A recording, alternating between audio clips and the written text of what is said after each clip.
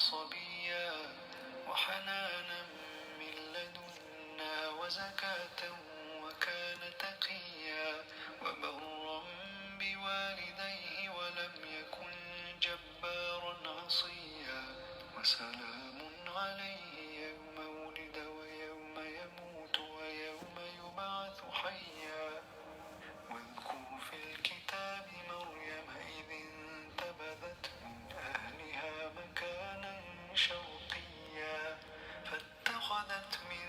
دونهم حجابا فأرسلنا إليها روحنا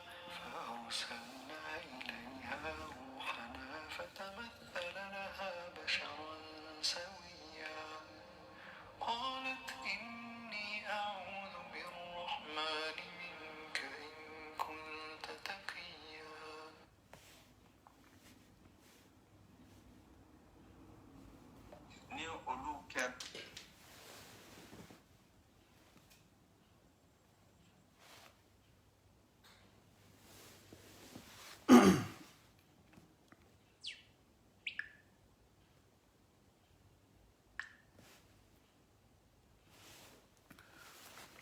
أعوذ بالله من الشيطان الرجيم بسم الله الرحمن الرحيم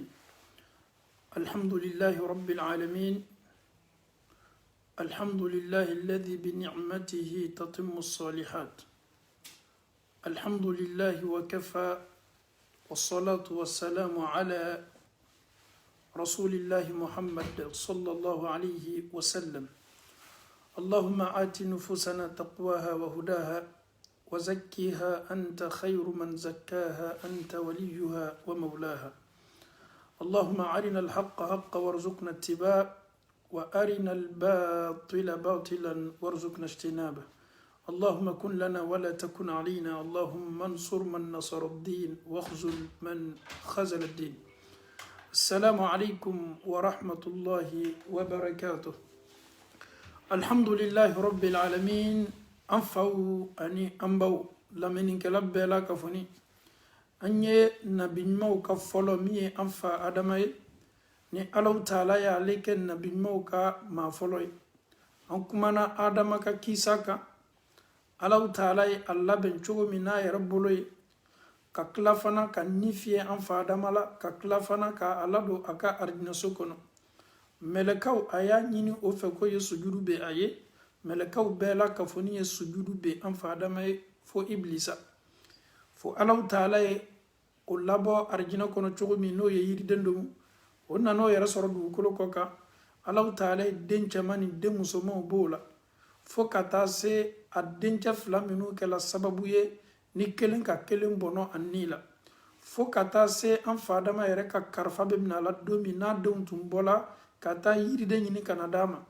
a san min kɛla mɛlɛkaw ye a sutara ka a suseli kɛ ka tila fana adamaden bɛ la cogo min na kaburu kɔnɔ mɛlɛkaw ye nin bɛɛ la ka fɔ ni yira ka anw na adamaden ka kan ka sutura cogo min an fa adama alhamdulillah ale ka karifa mina n'a la dugukolo tola nin cogo la adamadenw bɛ kan ka caya adamadenw bɛ kan ka jɛnsɛn fan bɛɛ fɛ k'a damina an fa adama saya ma fo ka taa se alaw taala bɛna ciden kura min nana ibnu abbasi ko an ye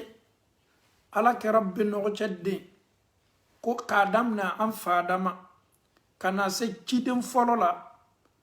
ni bɛ nin fɔ tuma dɔ a bɛ ɲaami lamɛnnikɛlaw ma o tuma an fa adama tun tɛ ciden ye wa an fa adama tun ye nabi ɲuman de ye nabi ɲumanya fɔlɔla ale de la mɛ cidenya bɛna fɔlɔ min na ni alaw taala sɔnna bi an ka walagada bɛna bori o de kan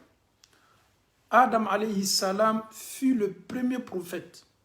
mais Adam ne fut pas le premier messager. Un messager a plus de valeur qu'un prophète. Mais un messager, il est automatiquement messager en même temps prophète. Mais ce n'est pas tous les prophètes qui ont ce titre-là. On peut être prophète, mais on n'est pas messager. Mais à partir du moment que nous sommes messagers, nous sommes automatiquement prophètes. Un messager bénéficie de ces deux titres-là. Il est messager, en même temps il est prophète. Mais un prophète, tu peux être un prophète simple, mais tu n'es pas un messager.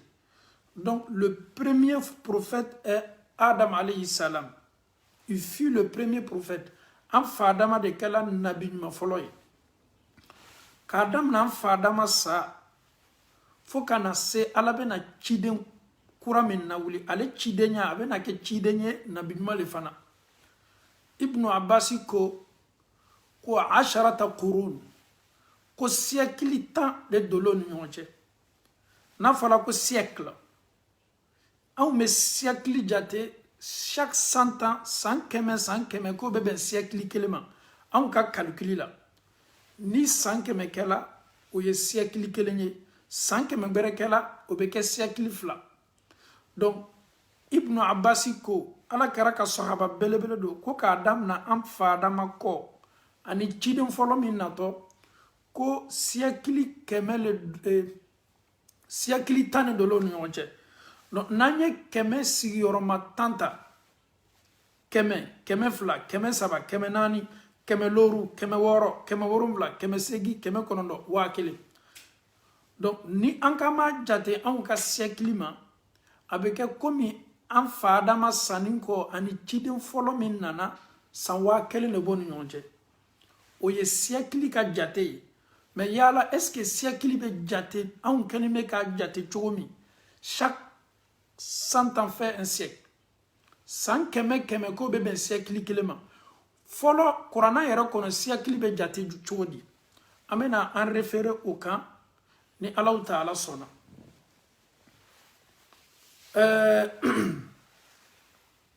Qur'an na be kuma qarnu ka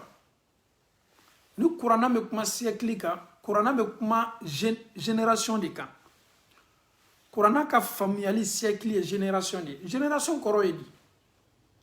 abese dam nana immo chema ibemba che ifa ele yere o mode c'est-à-dire génération kele obe ben siècle kelema akela sansani kera yere ko te sallallahu alaihi wasallam hadisala ko watu ka son herema ale Muhammadu be wati mina be siècle muna siècle mun tuto ko min fana tuto ko o de watu la son herema abese de la génération ko bonda kono an fana génération doye an fana ta to génération kura do na to an kofe an ye an faw kuma me an faw ye o mocho ko fo an ye donc ini ma minu ka wati kele nyana maya ke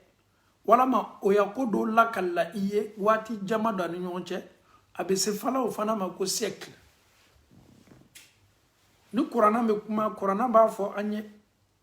ko ne Allah Ta'ala ye ma temeni joli halaki awnye olu tumo fana ka watu la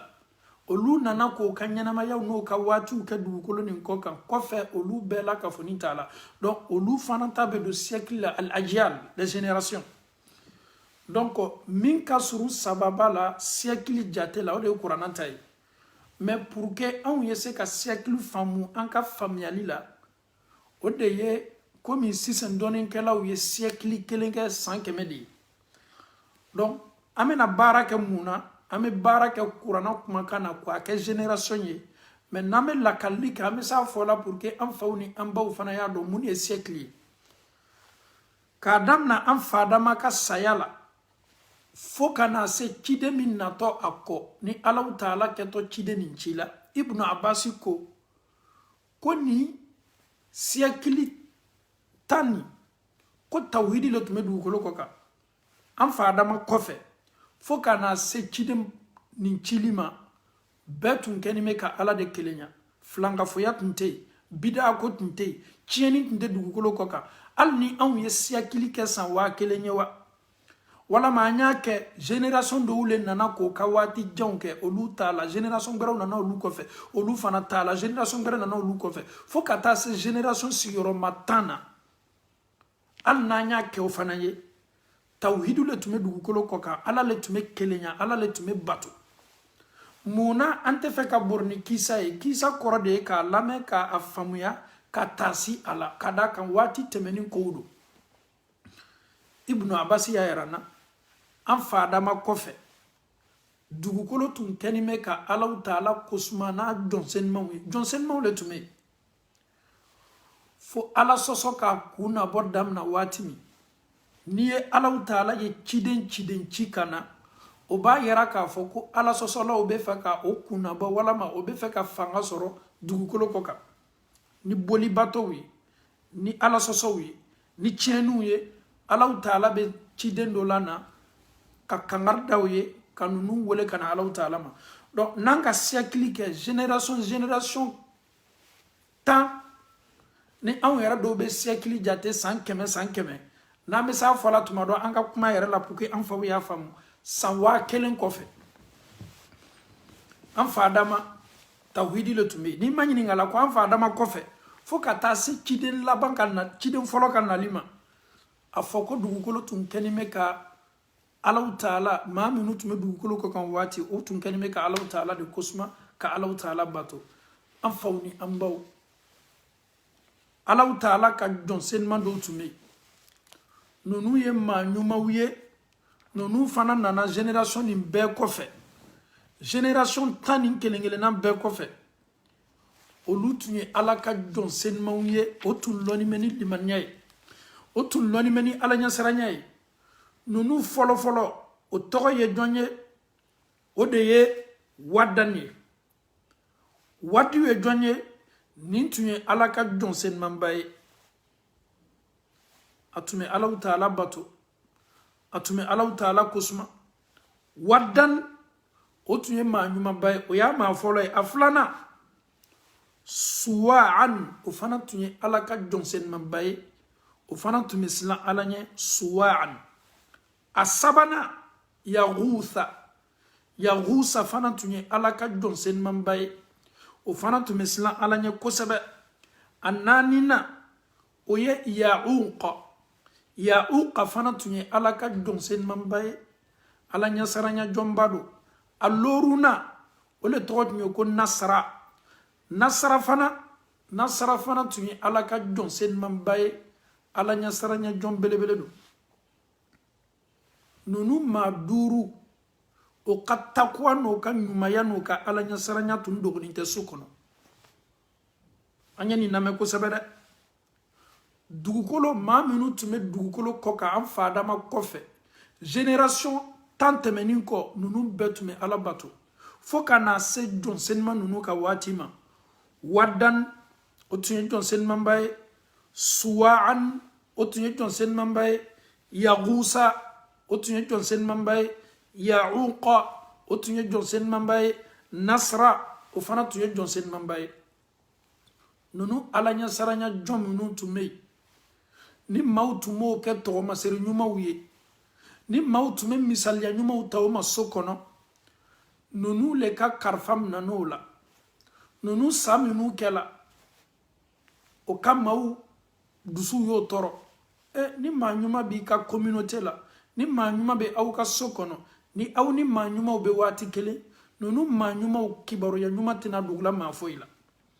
komi jɔnsenman ninnu sala ils sont tous décédés ces pieux là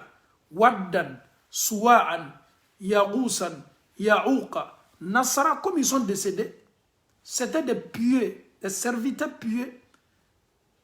maaw hakilinataw ko o yɛrɛma ɲininka damina shetana bɛ nana ni Ala sɔsɔ ye a tun bɛ waati min ma kɔnɔna waati le ten shetana dola ninnu la jamakuru ninnu la aw ka maa ɲuman minnu tun bɛ aw cɛma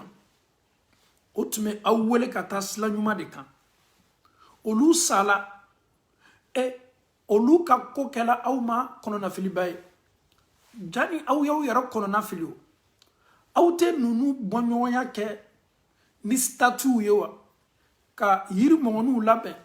walama ka bɔgɔw labɛn walama ka nɛgɛw yelen k'a kɛ yirimɔgɔniw ni adamadenw misaliyaw ye k'a kɛ o ɲɔgɔnna ye il faut faire des statuts comme eux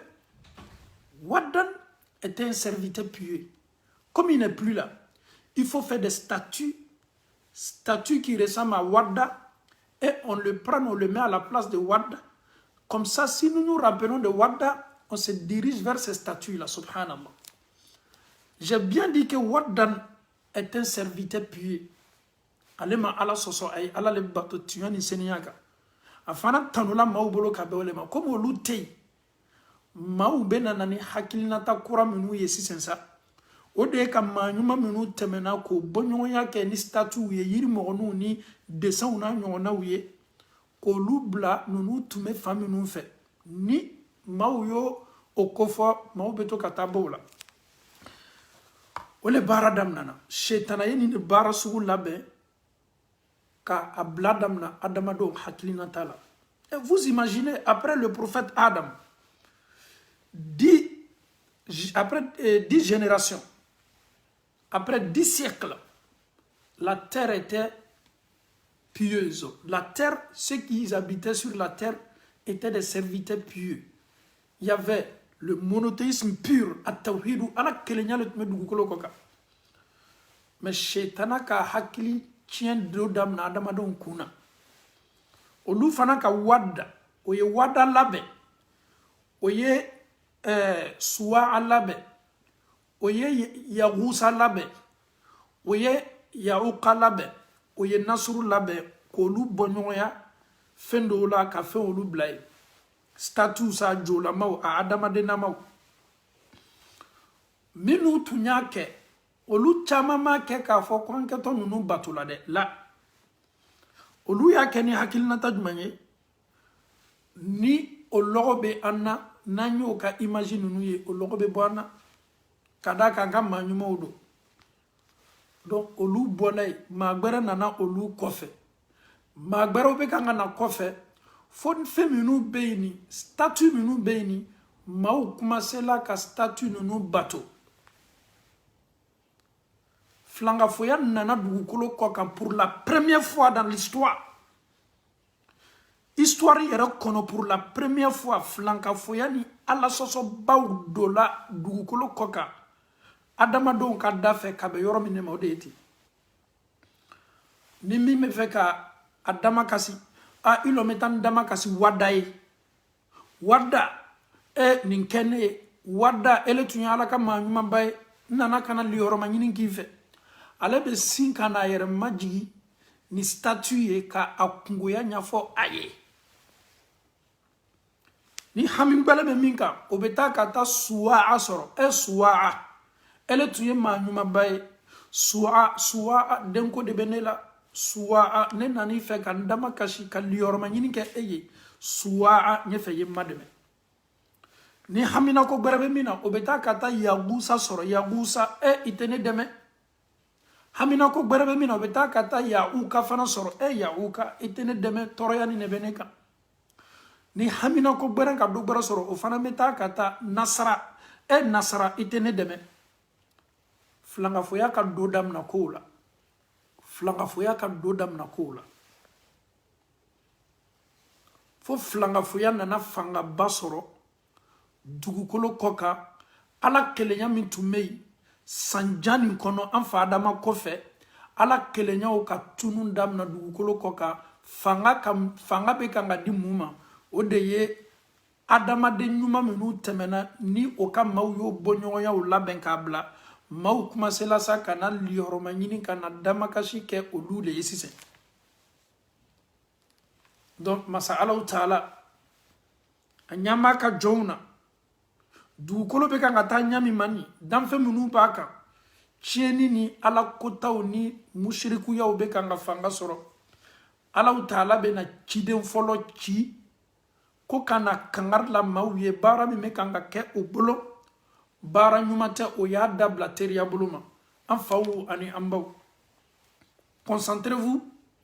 le premier messager qui va venir prêcher la parole de Dieu wati jambelebele nin kofe o de Allah taala ka cidenye akan nabi nyumaye Nuh alayhi salam, le prophète Nuh alayhi salam. Allah taala ye Nuh hanchi kata akam mauma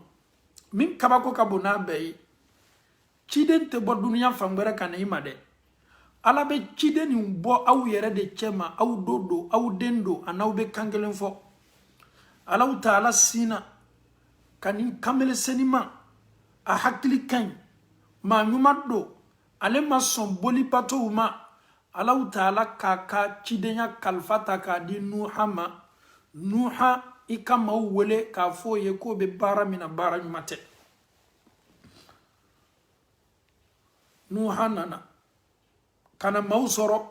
o be femin batula o de ye nunu joye Nuha ko wati mina Allah Ta'ala Nuha chika nauma wa qalu uko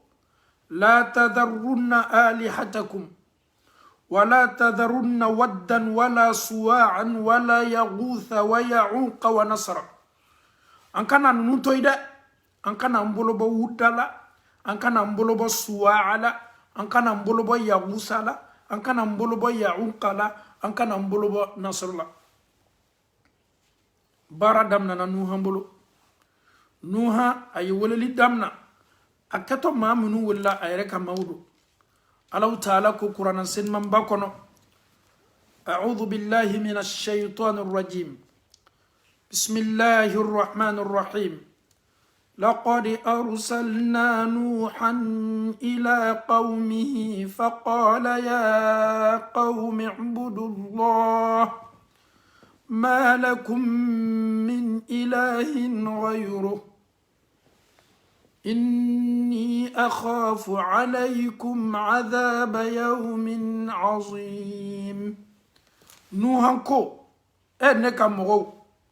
نكا سكون مغو نني ما منو يماكلي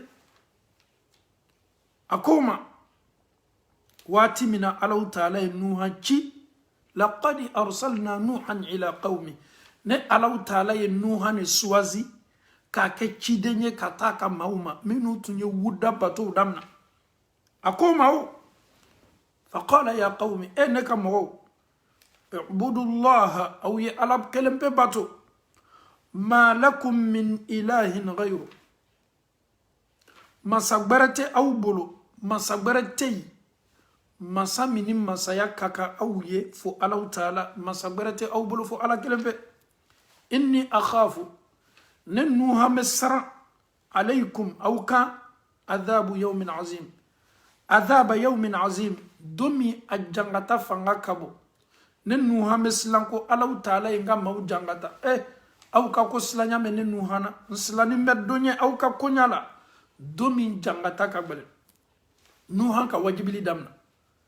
أكا الله تعالى كما كان لسي دمنا كماوما قال الملأ نوها كماو جمع kotigi minu tume nafolotigi minu tume ko tume di ma ba minu tume ko latige qala al mala nunu jamakuru kotigi nunu ko min qawmihi kabunnuha ka maula patron mana inna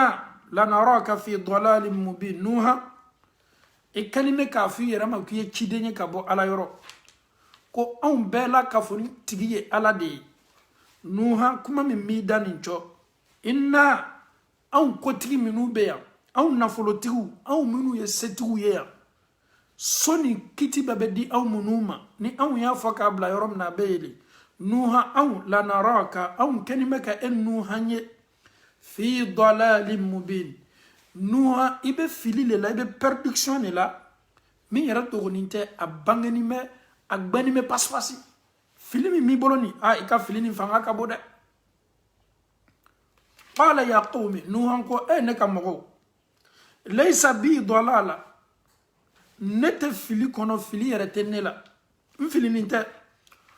walakinni rasulun min rabbil alamin nga ne ye chide ne kabo Allah Ta'ala yoro masami ye dan fembela kafoninda ne ye chide kabo Allah Ta'ala de yoro أبلغكم رسالات ربي وأنصح لكم وأعلم من الله ما لا تعلمون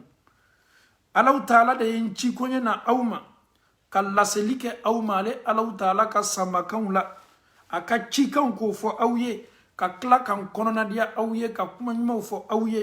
كأوبان كبوتشينوما ننوها من دون الله تعالى كقولا أو تودو أو عجبتم أي أو كبكو يلا لوا أن جاءكم ذكر من ربكم على رجل منكم كو على يما دو سوازي أو تشما أو سودو أو نابا يما سوكلي ode kala aw makaba ko ye kono ne nuhani aw be yekele ala be se chodi ne nuha suwazila aw chama kana chikana aw ma ode ko kenime ka aw makaba wa ode kaba ko warala aw ma wa kasoro ala yene chikana muna ode li yundhirakum walitattaqu wa la'allakum turhamun kana aw baba aw yenin toy kasla ala taala nye ka ala kuma kanta ka lame ka barake ala na kala te tumado aw bena ala taala ka hina soro ala bena hina awla nuha ka mawmason o era ko nuha ma ko nuha tunya na ma minu tugunto nuha ko o yemma araziluna ma majignundo fanaudo hakili nyuma tola bolokolondo ele be safili rama chodi ko chide an ka sokono ya an setugu be se tuna e ko chodi mo tuguto nuha ko a donc a foko o tigite maye fos fanau bolokolo miriate minula olu sigini me activité to bolo business to bolo bitu yera to lo kanyana mala olu masugu de tuguto nuha ko karamo che bara min kabela du ko ko kan bara be ifa jamana ifa so ikamau inu minu e masu kelenye olu ya fima kuye galontige laye o madauma o bana fana ka fato ya taka noro ila kwiti hakili kan ko fade bila he akabala ne ka fa kenema do adamadena ka adamaden wole ko fato ka soro fatila i hakili da fani me i hakili kaseni hakili la bana fana tila me kibla fato ya bunda kono kuma ni metabeda a fato chokura do wulanga sokono hakili bana be dola wulanga sokono donc nuhan tume kumbe akam mawbolo ni kuma minu yo odeti Allah taala ko qur'an sen mamba kono bismillahir rahmanir rahim إنا أرسلنا نوحا إلى قومه أن أنذر قومك من قبل أن يأتيهم عذاب أليم قال يا قوم إني لكم نذير مبين أن اعبدوا الله واتقوه وأطيعون يغفر لكم من ذنوبكم ويؤخركم إلى أجل مسمى إن أجل الله إذا جاء لا يؤخر لو كنتم تعلمون نينوها كواجبليه نينوها كولليه Allah taala ko kone Allah taala ye nuhan ci kata ka mauma kamulase oma ka foye ko ye fara fembere batula mini Allah taala tikilenye o ye ala soso dabla jani jangata gbele na to ka bo Allah taala yoro ka laburuka nuha koma ne nuha ye babali kala de baba bi kala mi mena na kana konya ulangana ma awye atena ko fo dogo ama abena ko be fo awye a foto nyuma la langane ma yali folila ko ka Allah taala bato kasla Allah taala nya ka ala kuma kan labato akene me ka minyini nefe ko nya fo awye ni awsona o ma ka ala kuma kan ta ka labato kasla ala nya ala be yafa aw julumuma ala te jangata lateria ka laburi aw kan Allah taala be aw shito fo ka ta se abe yakarulike aw shula kadaka adamaden shi danfun shi na wati sela ate koto ate retarde nasro aw benilona nuha ka wajibili damna nuha kalime ka kam mawule qala rabbi inni da'awtu anati ala inni da'awtu qawmi laylan wa nahara ala nyenga mawule sufe mawule la telefe mo wolela ma soufela toy ma telefe yor toy alan kenime kanunu wole falam yaziduhum du'a'i nuhan koko ala ninko wole wati k'a fɔ ko kwaye na nunu bɛ ne kunbɛn ni mun ye illa firara ni n k'o wele aw ye na ala ma o ka jaabi ye mun ye n'o y'a mɛn dɔrɔn ko ala n'o ka bori damina fo ne nuhan yɛrɛ hakili bɛ taa ko bɛrɛ la a bɛ komi ni fatɔcɛ nana a tɛmɛtɔ fatɔ dɔ y'a fɔ k'a bɛ aw lali aw bɛ bori ka bɔ fatɔcɛ ɲɛ cogo min na cɔ nunu tun bɛ borila ka bɔ nuhan fana kumakan ɲɛ nin cogo de la subhanallah aw ye hakɛ to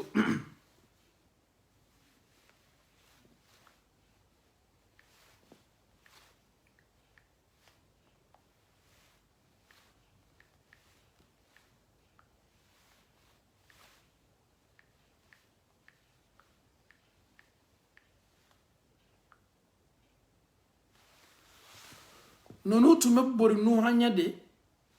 komi fatɔ nana ka na weleli kɛ an bɛ ni aya damina lamɛn ɲɔgɔn fɛ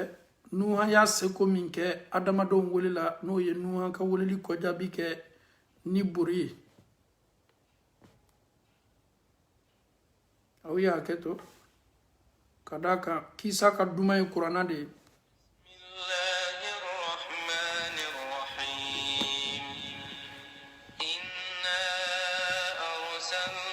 إلى قومه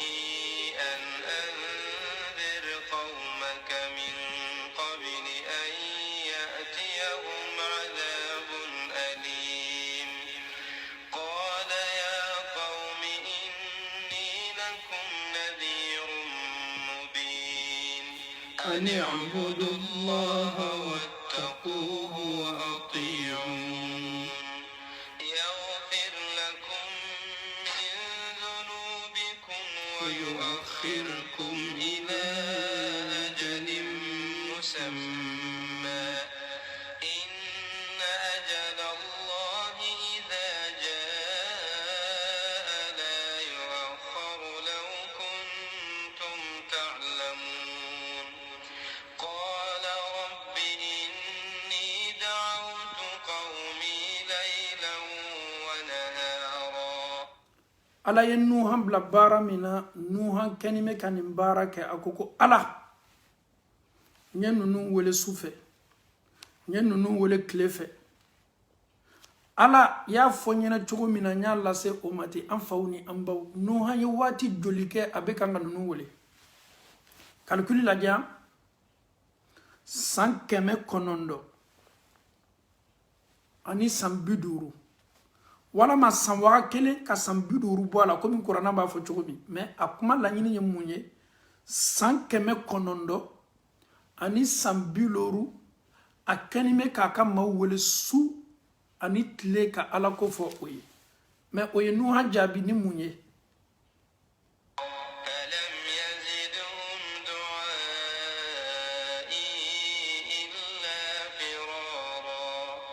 فلم يزدهم دعائي إلا فرارا falam yazidhum du'ai illa firara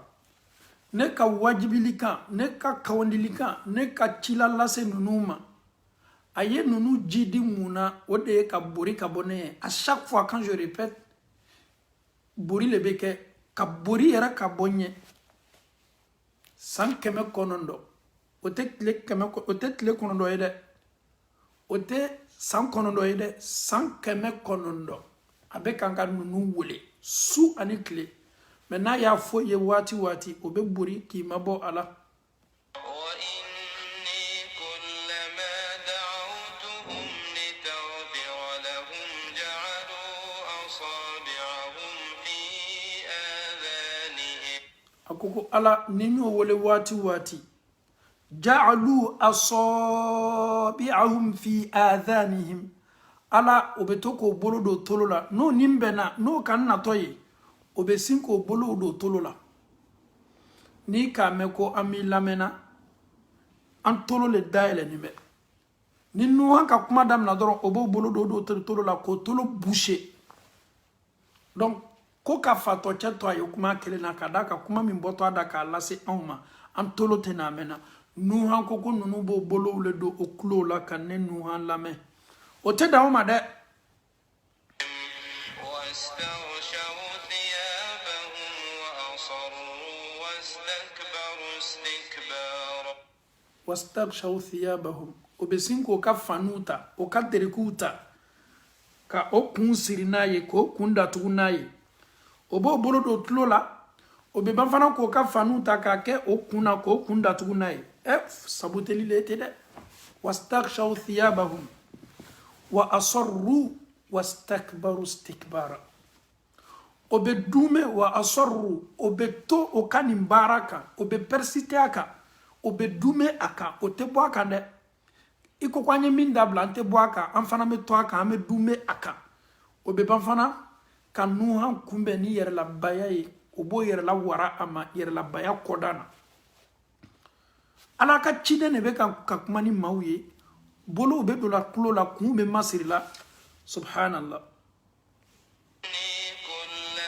دعوتهم لتغفر لهم جعلوا أصابعهم في آذانهم واستغشوا ثيابهم وأصروا واستكبروا استكبارا ثم إني دعوتهم جهارا ala nga weleli dabla dogo la n yɛrɛ tun bɛ weleli kɛ gbɛ kan ni sisan n tun bɛ weleli kɛ silaba kan ni n tun t'a kɛ sufɛ dɛ n tun b'a kɛ gbɛ kan ni k'a lase maaw ma ka dogo yɛrɛ bɔ a la fewu k'a lase ثم إني أعلنت لهم وأسررت لهم إسرارا ala min ka kan ka fɔ ɲɛnɛ gbɛ kan n k'o fɔ ye min fana ka kan ka fɔ dogo la o ka kan ka wele cogo min na dogo la n ye nin bɛɛ la ka fɔ nin kɛ Nuhan yɛrɛ b'a ka weleli kɛcogo fɔla ala ye k'a sɔrɔ ala b'a dɔn Nuhan y'o wele cogo min na ala b'a dɔn a y'o wele cogo min a y'a kɛ kɛnɛma de wa a y'a kɛ gbɛ kan de wa a ye min kɛ sutara la ala b'a bɛɛ dɔn Nuhan bɛ kan ka nin bɛɛ la ka fɔ nin fɔ alaw taala ye فقلت استغفروا ربكم إنه كان غفارا Nuhan ko ma aw tɛ na alaw taala ma k'aw yɛrɛ lasigi aw tɛ julumu yafa ɲini alaw taala fɛ mansa min ye alaw taala ye julumu yafa belebele mansa don aw foti la aw ye fɛn gbɛrɛ bato min ni ala tɛ kelen ye aw ye ala sɔsɔw kɛ mɛ alaw taala ye hinɛ mansa de a bɛ se yafa la aw ma aw ye segi ka na ala ma a bɛ yafa aw ma n'aw fana seginna ka na ala ma ka julumu yafa ɲini kɛ ala fɛ ka astagfirullah fɔli kɛ ala bɛ hɛrɛ min kɛ aw ye a fɔlɔfɔlɔ a bɛ aw julumu yafa Nuhan y'o fɔ ye an y'a lamɛn يرسل السماء عليكم مدرارا aw bɛ to k'a fɔ ko ja bɛ aw ka jamana la sanji tɛ nana ni aw y'aw yɛrɛ lasigi ala ma a bɛ aw julumu yafa a bɛ tila ka cili kɛ ka bɔ san na a bɛ lajigili kɛ ka bɔ san na ji la ji min bɛ jigin ni hɛrɛ caman ye hɛrɛ min n'a kɔ tɛ tigɛ hɛrɛ min bɛ dunmɛ aw kunna aw b'aw yɛrɛ nafa ji min na o y'a filanan ye ويمددكم بأموال وبنين ويجعل لكم جنات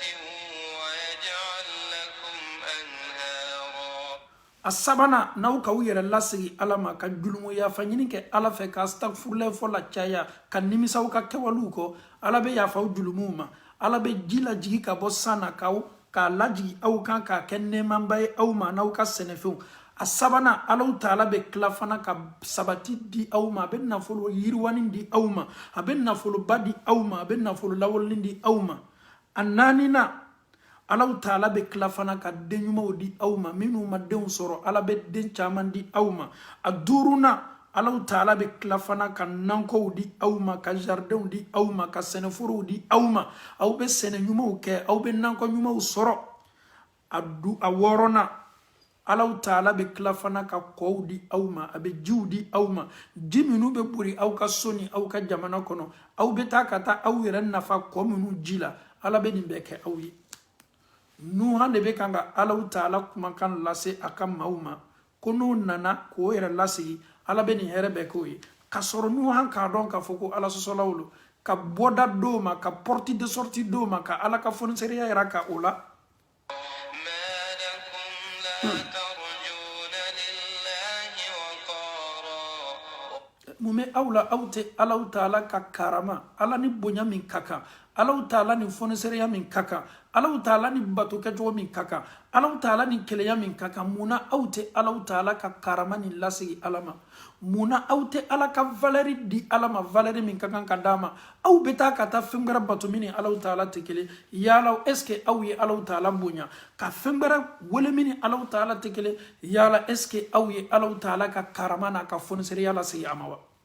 Nuhan ko ma lakum la tarjuna lillahi waqara وقد خلقكم أطوارا ka sɔrɔ masa Allahu Ta'ala de ye aw da k'aw bɔ dɔ la k'aw bila dɔ la aw tun ye ji ye aw kɛra jolikuru ye aw kɛra sogokuru ye senin bolobɔlaw la Allahu Ta'ala le aw dan ka bɔ ni étape la aw bɛ se ka fɛn wɛrɛ bato cogo di min ni Allahu Ta'ala tɛ kelen ye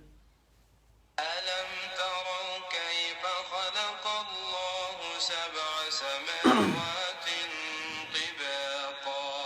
وجعل القمر فيهن نورا وجعل الشمس سراجا والله yalaw aw ma mafilɛli kɛ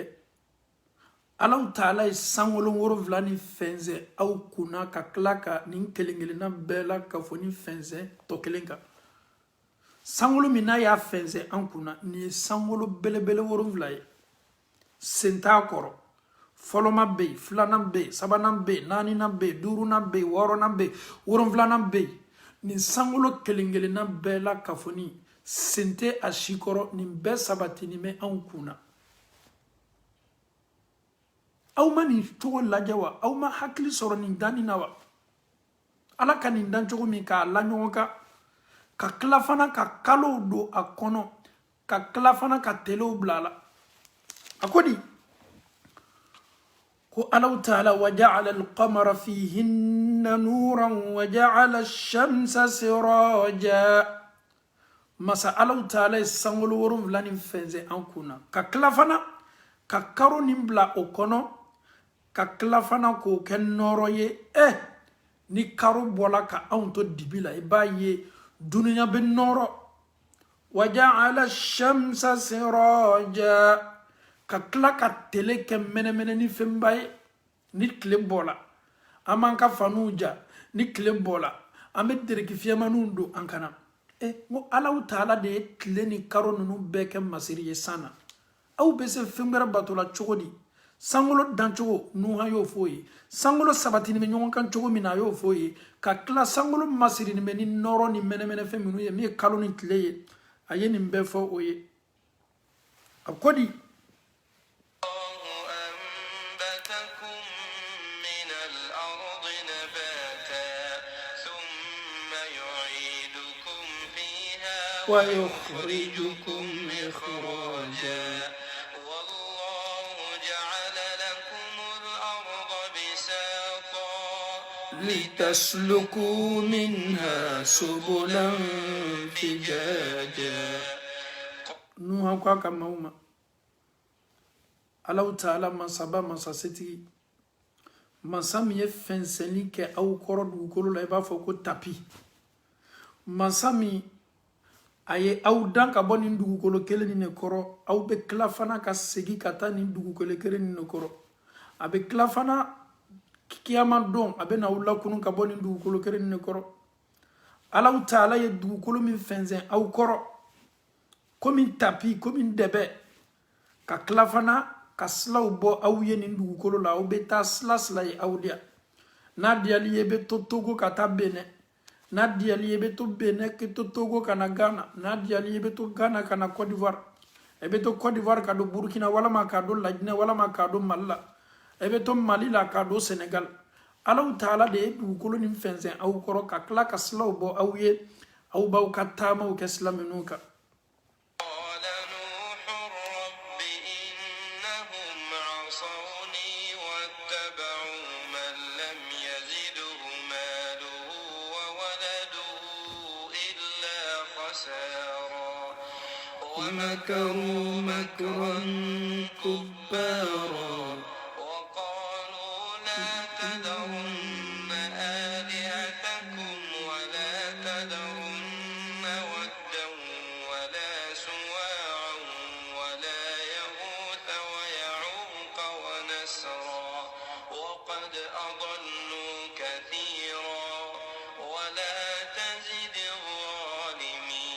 إلا ضلالا.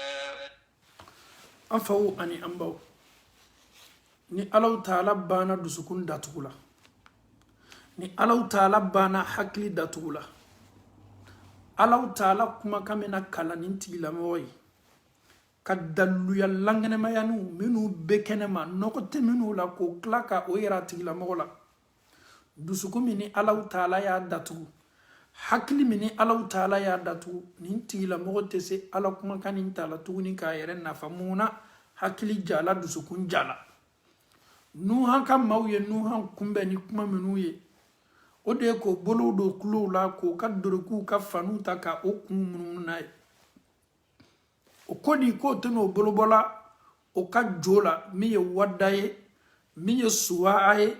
mi ye yaghuthaye mi ye yauqaye mi ye nasur olu kon teno to la ka sor nunu jo nunu ke la sababu ye ka adamaden chama lafili san keme konondo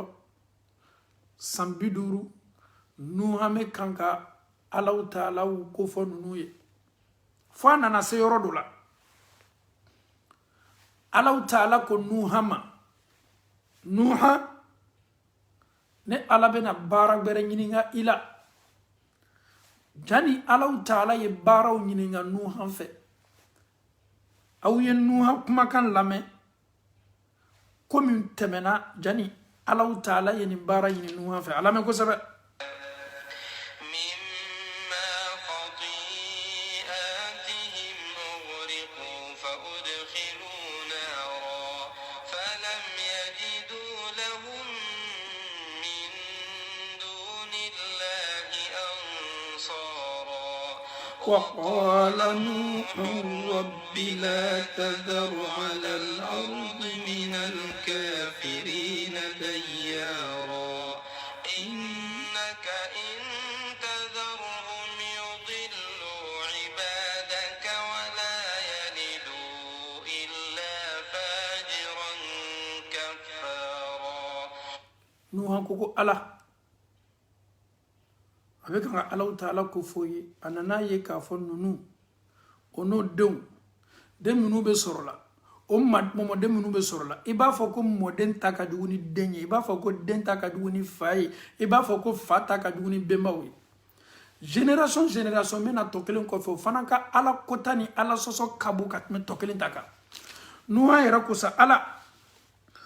وقال نوح رب لا تذر على الأرض من الكافرين ديارا ألا نونو يربي صور لا سومين كونو وكالو ألا نونو حلقي يوكا سوفنا حلقي يوكا فامين كو يربي ديتري مونا ألا نيه نونو توي نونو تنانا فوي كفو كيلي ألا تعالى سوسو كيكا جومبلا فليلا o fana mena de nunu soro nunu don fana mena ke kafiru de ala mimi nyini fe nuha Allahu Ta'ala dali ala ko nuhama nuha ne Allahu Ta'ala bini nyamaria ye baton labe nuha ka dawa la lofolo aka weleli la lofolo ala ka bara mi nyini afe kwa yoke abena na kono kesise me komi kabako tunka bona bei nunu tume désert de kan nunu tume yoro mina yiru tunte falenai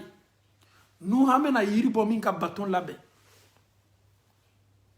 baton mena labe chogodi nunu yera fana o watu la yere jiko tunka gbelewma ngo baton me bodi jile ka nu hamena boni yiri emi pisa kitabu do ya yera kana kafo ko nu hanka yiri turu damna ay yiri turu ka wati kono yirizu nunu ye bonya abetla ka yirizu nunu tasa ka tige ka bato la bedamna ote sangelen koye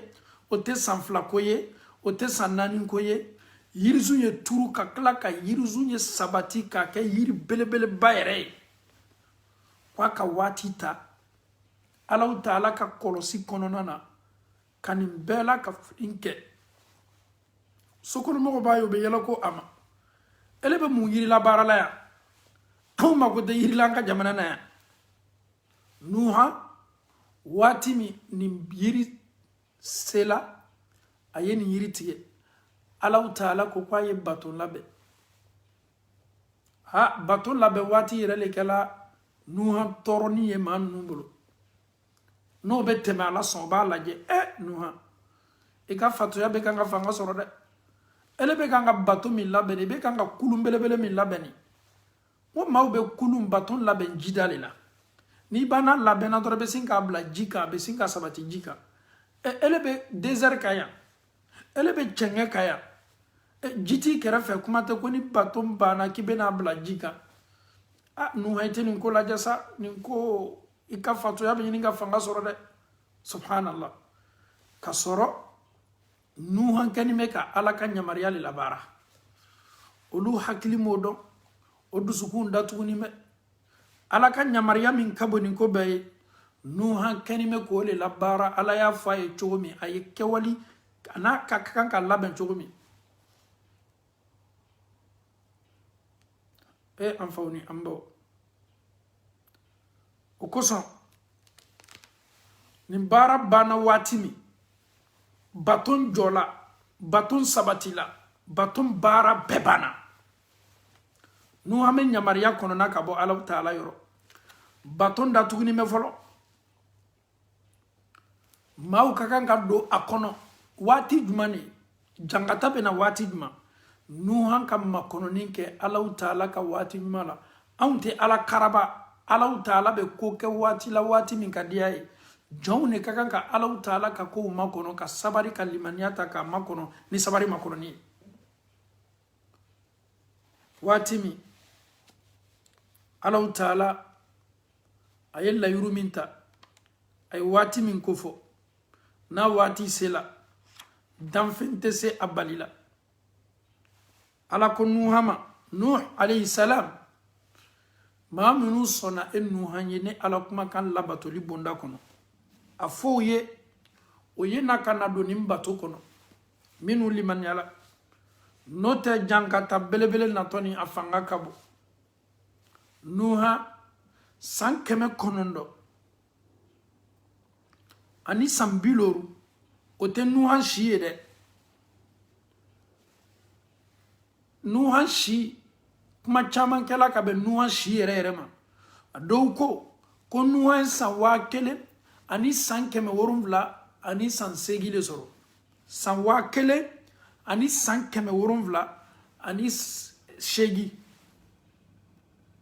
ani san 80 an faw ni an baw san 700 san 1000 ani san 700 ani san 80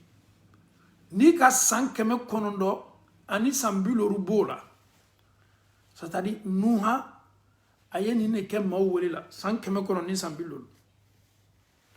mais comme o tɛ kan ka sɔn Ala fana ye yamaruya di Nuhan ma minnu limaniyali ma o wele ko ye na ka na don fɛnw dɔ la Nuhan ka bato kɔnɔ cɛ ni muso fila Ala de ye nin yamaruya fɔ Nuhan ye maa minnu ka kan ka don a kɔnɔ bɛna don a kɔnɔ cogo min Ala ye nin bɛɛ fɔ Nuhan ye Nuhan sela a yɛrɛ muso ma furumuso nabi ɲuman don ciden don ne muso ne ye Ala ko f'i ye i ma sɔn Ala ye n bila bato labɛnna bato banna Ala y'a ɲini fɛ ko n y'a fɔ maaw ye k'o ye na don a kɔnɔ maa minnu limaniyala Nuhan muso ma sɔn ka don a kɔnɔ a yɛrɛ furumuso Allahu Taala ka ciden a ko a muso ye ko don bato nin bɛna adamadenw kisi ka bɔ jangata ma Nuhan dɛsɛla a muso la a muso ma sɔn a den dɔ tun bɛ yen a y'a fɔ a denw fana ye i tɛ na ba tɔw dɔ la dɛ o fana ko a fa ma min ye Nuhan ye o fana ko baba ne tɛ don la Nuhan ko a ma ko Ala ka jangata fanga ka bon dɛ ji min natɔ a tɛna fɛn foyi to la so kɔnɔ yan denkɛ ko a fa ma bɔ n'i ko ji de natɔ ka adamadenw halaki ne bɛ sin ka taa yɛlɛ kuru kan kuru nin ka bon a ka jan ji kɔni bɔla ɲaɲa ji tɛna se la kuru niveau ma dɛ o le tun y'ale denkɛ ka faamu ye a dɛsɛla muso la a dɛsɛla den na ka tila k'a fɔ ye balo na waati jangata na waati aw ye na ka don kulun kɔnɔ ka aw yɛrɛ ye baton kɔnɔ ka aw yɛrɛ ye sutara bonda kɔnɔ halaki min son fils dit non denkɛ ko ayi amason Allah ta'ala ko Qur'an sen mamba ko suratul qamar la كذبت قبلهم قوم نوح فكذبوا عبدنا وقالوا مجنون وازدجر فدعا ربه أني مغلوب فانتصر ففتحنا أبواب السماء بماء منهمر وفجرنا الأرض عيونا فالتقى الماء على أمر قد قدر ما منو صنع نوحا يقول من يلا نوحا ما أولو نانا كدو باتون كنو لمن يجون دافلا روايات chama ya irakana ko ma munun liman yala nuhama do ko ma bisaba kama temoka do yara ko kama teme ma bi woroka do yara ko ma bi woro nyona subhanallah ni kuma kame foka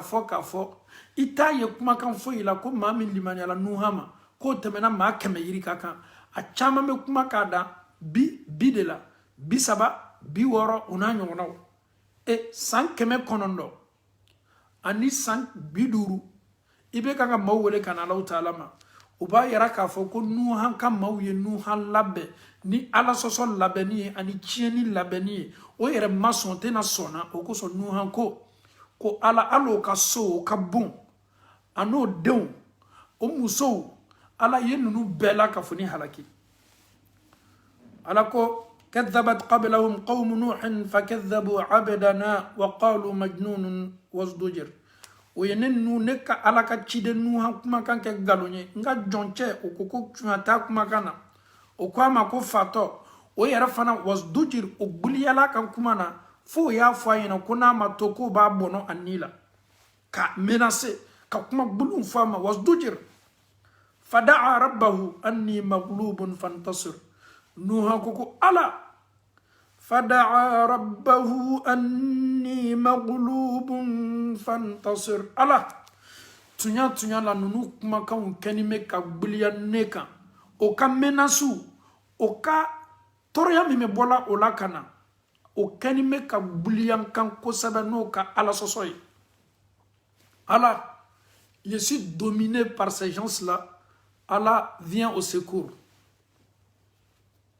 La hawla wala quwwata illa billah. Doni kala chama ye sekir bado yara nan yorola. Ni be société dola, ni be sigida dola, ni be famille dola, ni be entreprise dola. Mau kanime ki toro, mau kanime ki toro, mau kanime ki toro. Kon nuha yokma nyona min foni. Ko buliyani kanime ale nuha kan ko Allah Ta'ala ye amademe. Ki be senin duwa fola.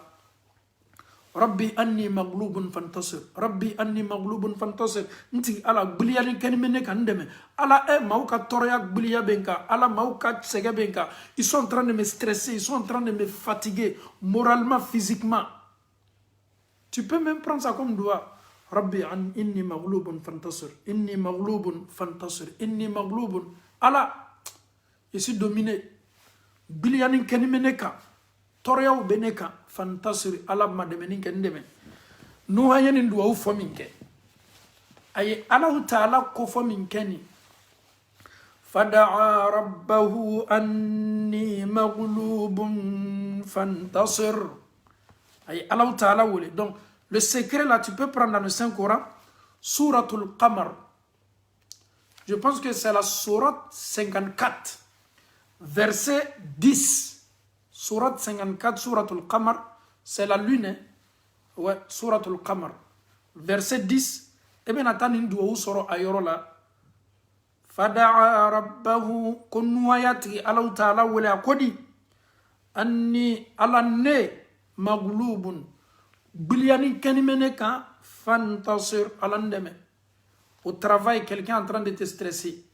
Ils sont jaloux de toi. Ils sont jaloux de toi. Ils sont contre toi. Il te fatigue. Donc dis à Allah subhanahu wa ta'ala que la pression est sur toi. Allah subhanahu wa ta'ala y m'a dit. Nous en quand nous formons que d'enfants,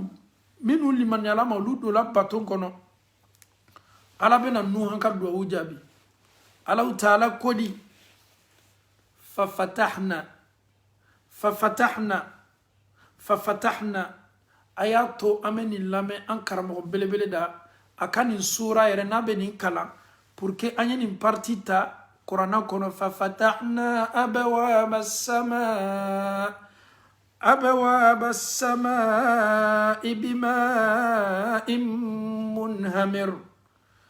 masa Allah ta'ala nuwa ga duwa ume torya mi makan san keme kono ni sambiloru ala ye nyamaria di sankolo ma ko sangolo e daele sangolo fambe e daele amada uma aye nyamaria di dugukolo ma ko dugukolo ye ci a fambe fe dugukolo fana mena ala ta'ala kan nyamaria kanamna ففتحنا أبواب السماء بماء منهمر الله تعالى سينا كسانغولو دايلة نسانجيه حكيلته سانجي سومينا سانجي ممنا ناتشولا أبنا ني حلاكي ناتشودي سانغولو دايلة لاني جويه وفجرنا الأرض عيونا sangolo be kanga barake jibe kanga jigi ka bo kaba nogola dugukolo fana me kanga ka barake jib fana me kanga pui ka bo dugukolo koro abe bola sanfa be bola duguma subhanallah wa fajjaruna al-arda uyuna Allah ta'ala sina ka dugukolo fajila ka ke koye faltaqal ma sanji mi me bola sanfa kana ani mi me bola dugukolo koro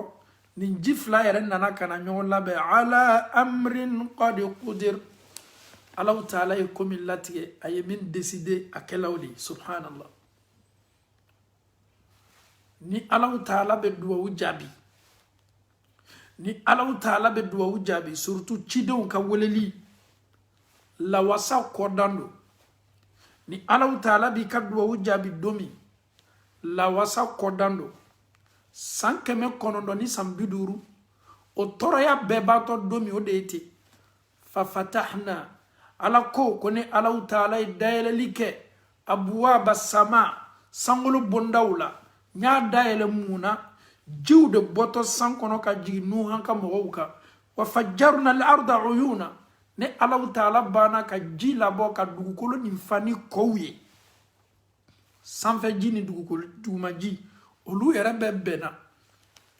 asabati la ko jibbo min kela nuhani mamunu limanela nuhama minu tume batun kono olu dorone kisila jiyele la degere la yirizu minu tume wala ma kuru belebele minu tume ji temena ni be niveau kan jiyele la sanfe ka so tunu ka dugu ni tunu jiya bedatu نوح يودفر ألا لا تذر على الأرض من الكافرين ديارا ألا إكانا ننو فويتوي ويلي ألو تعالى كتا نوح كماو ألو تعالى كوكو وحملناه على ذات ألواح ودسر تجري بأعيننا جزاء لمن كان كفر ولقد تركناها آية فهل من مدكر ألو تالكك وحملناه ني نوحا تا كنوحا قرسي كنوحا بلا أني ما منو لمن يلا نوحا ما على ذات ألواح ودسر نوحا بلا يرو دكا يرمي أتوم منامنا نمني بوينتي مي ني ألا دي ني سباتي nuha me bato min kono a bato sogolo na nyona ni ala ka diene ala yara ko dhatu alwah plansudo yirudo yiri minu ala taala ko asabatila ala taala bolo wa dusur ni agbengben fenwi ni appointu yi o koro yedi nuha ka bato ni tun sabatini me ala de nuha korosi ala de bato ni latanga ala de bato ni fana sabati nuha ketol blala bato min kono anaka no ala kodi tajri bi a'yunina batoni meka ngaburi jika halaki jika nuhana ka mauba kono ala ko kwale ala taala ka korosili nyabe nim batoka nim bato meka ngaburi ala taala ka diyan kono ani ala nyakoro jazaan liman kana kufir jiye mamunu halaki ode saraye ka di kafiruma walaqad taraknaha ayatan fahal min mudakkir min kisa mini an karime ka fobi nunu bana alau taala la jiye o halaki alau taala ko ayenin kisa nuhana kamau ka kisa ayenin keto fenye toma sereye mawye mamunu bese katasi. Tu viens d'écouter l'histoire. Allah te dit walaqad taraknaha. J'ai fait de cette histoire nyenin to aya ka ke toma serede ni klodolala na kisa folie ala ya dabo de kama pour que ya lame aya bla qur'ana la aya ke sabati fenye ka kuma wula kali ka ke misalia ka ke toma sereye mawye est-ce que maw bena sonko yera kawandiwa est-ce que kan faal min mudakkir est-ce que ladili kalabe abeseni ntalaka labara kabanka fodi فكيف كان عذابي ونذر ne alau taala ka kangari nga jangata ani nga kangari nuanga mo kangari lalawi jasere malali kelawi a folo yoko ya dabla alau taala ko fa kayfa kana adhabi ya law chodo di ne alau taala ka jangata e minkawla o ladini ko nu banama ولقد يسرنا القرآن للذكر فهل من مدكر ne alau taala ye qur'ana ninke kiti munu bala kisa munu bala ka fo noya boloma mawya famu noya boloma alau taala ye nuha ka kisa fo anyi sise qur'ana kono akodi aye qur'ana kala sono yali fenye noya yali fenye ka kefana hakilla jigi fenye me yalaw est-ce que mawbe minu be se kawandila ka o yere hakili la jigi ni kuma kana wa ala an ba fi yene wayini kisa men sisen yeni kisa la kali anye qur'ana kono ala mi dali kalliman yadi an ma anye ke tasili jon yeni kisa ma kaban kasnele ala taala nye kaban fana ka don ka fo ma minu banele ala taala la ko ka kunya laban kala nya maile ala taala ba bedo ame ala taala dali nuha ani mamunu tume batun kono kulun kono alau taala yodu le kisi kabo jika toryani jika jangatama mamunu maso akaso kono nunu bela kafuni halakila